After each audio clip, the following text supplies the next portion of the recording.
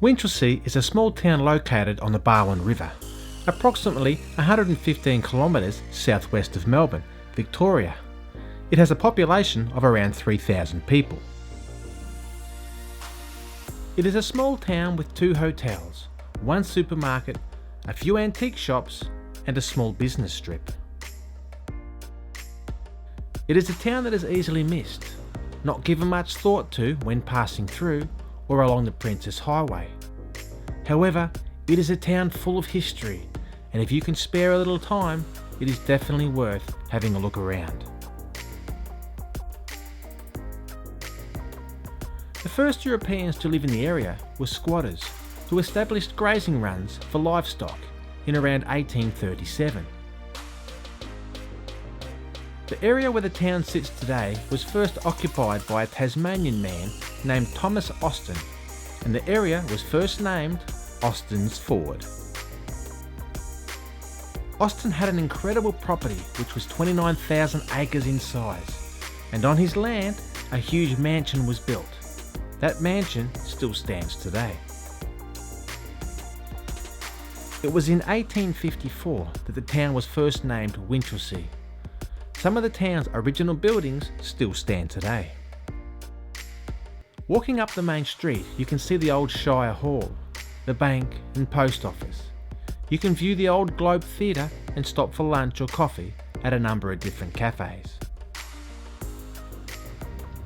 So we're just heading down to the Barwon Mansion, and it's a fantastic old building. The only problem is it's haunted. So I'll tell you about that when we get there.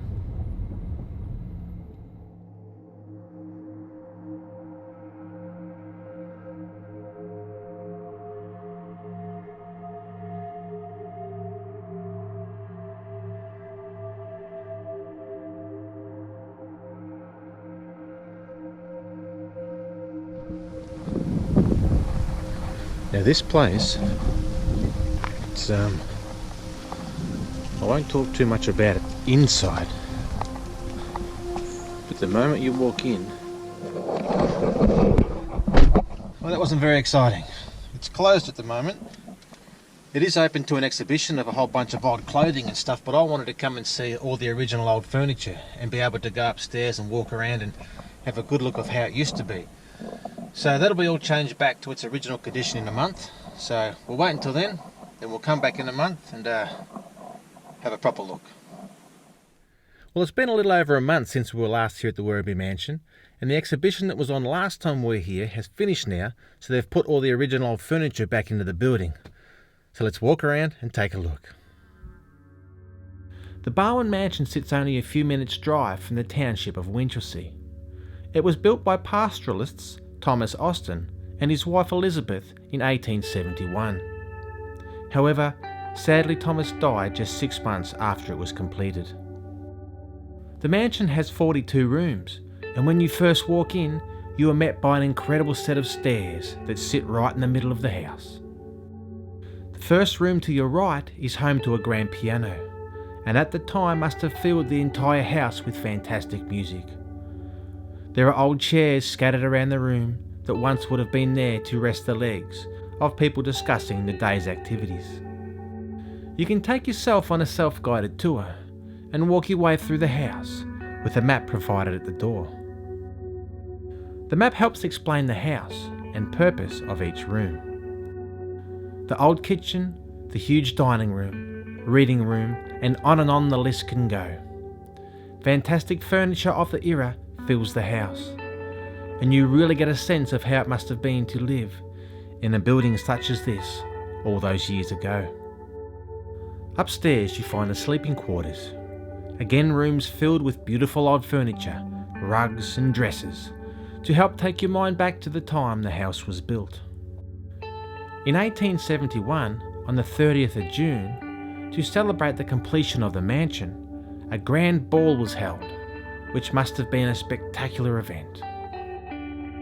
Barwon Park was a combination of 3 stock runs combined into one, and was well known for its holding of sheep and horses, and was a popular hunting area for game.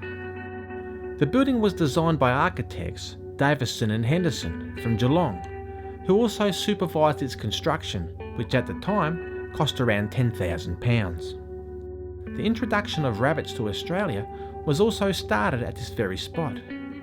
It is an achievement that is now being universally condemned.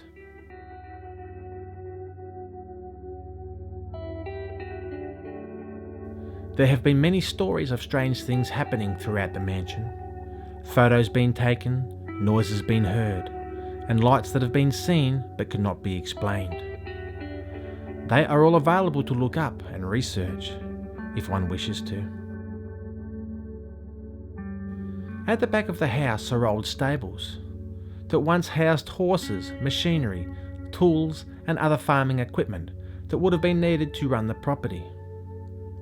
This building has also been noted to have strange and unexplained activities occur as well.